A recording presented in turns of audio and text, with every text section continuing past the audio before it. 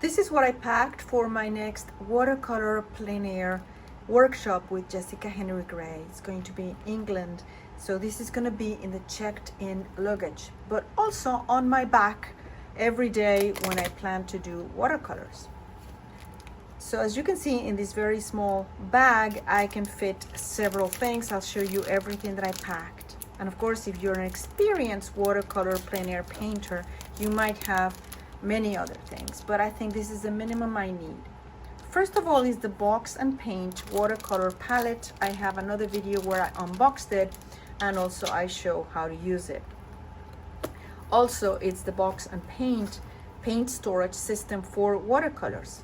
So when I showed it to you last time was the unboxing of this, and it was empty. So now I was able to fill it up with my 10 colors of choice, and I will explain to you which ones they are.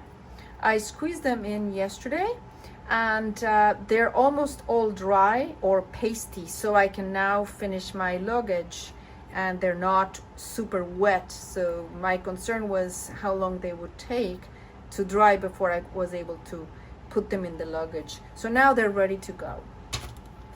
The colors that I chose are the Sakura Koi watercolors.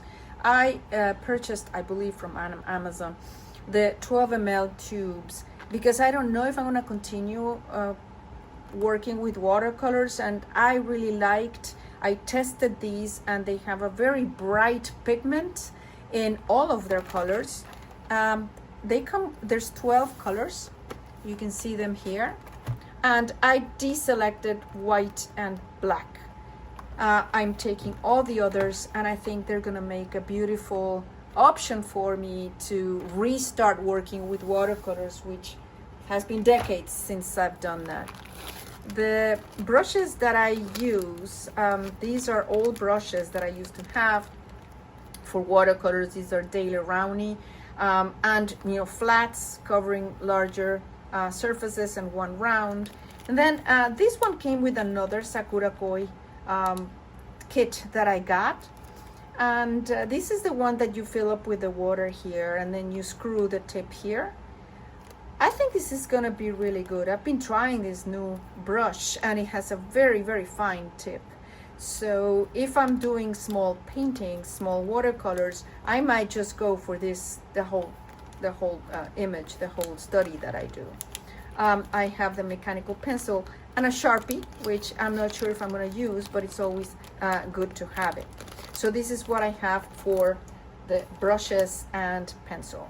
I have a sponge in case I need to lift some of the colors, and also I have here a Winsor Newton designer's gouache in white. I got this, again, I have never used it, this technique. When I used to do watercolors decades ago, I just left the white of the paper, and I liked the idea of not having to use the white gouache, but I've been looking at several different training videos and demos, and I can see the value of potentially having a white gouache. Again, I don't know if I may actually need to bring it with me, but I better bring it. It's a small tube and it fits in there.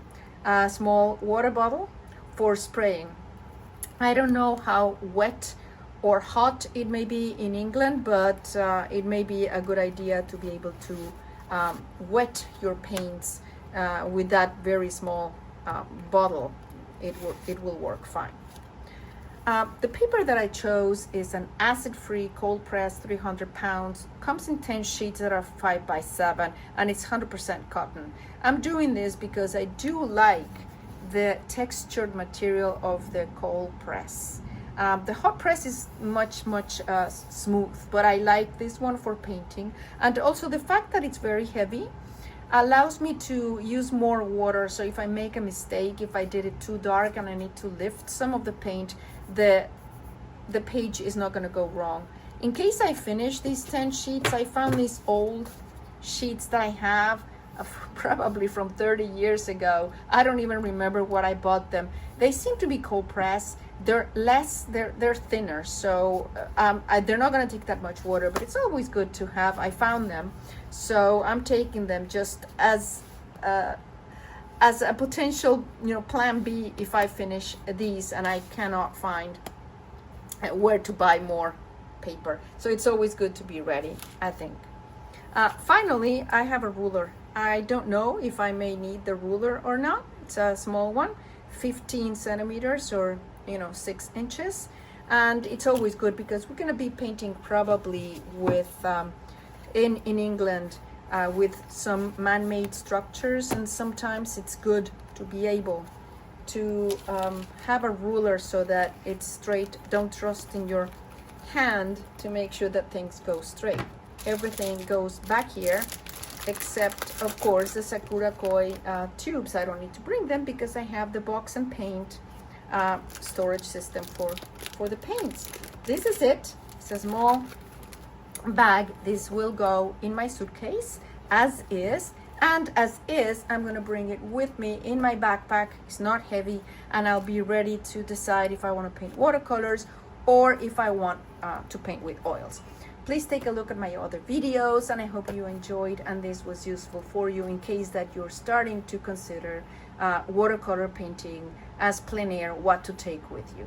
Just be mindful that you carry everything on your back. So it's good to have small things and not bring very big tubes or very heavy equipment. Thank you for watching.